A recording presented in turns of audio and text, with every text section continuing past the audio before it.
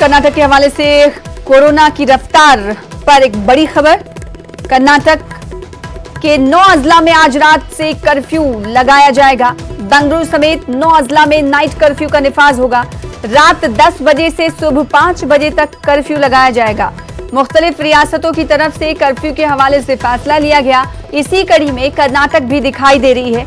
अप्रैल तक यानी 20 अप्रैल तक नाइट कर्फ्यू का ऐलान किया गया है। कोरोना की बढ़ती हुई वबा के पेश नजर ये ऐलान किया गया है।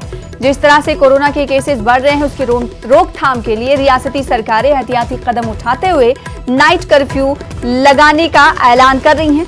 मेडिकल और चंद दिगर जरूरी खिदमात हालांकि बहाल रहेंगी। बेंगलुरु शहर और देही जिले में नाइट कर्फ्यू होगा। मैसूर, गुलबर्गा, उडुपी, टिमकुर, बिदर, शुमाली, कन्नड़ा में आज रात से कर्फ्यू होगा।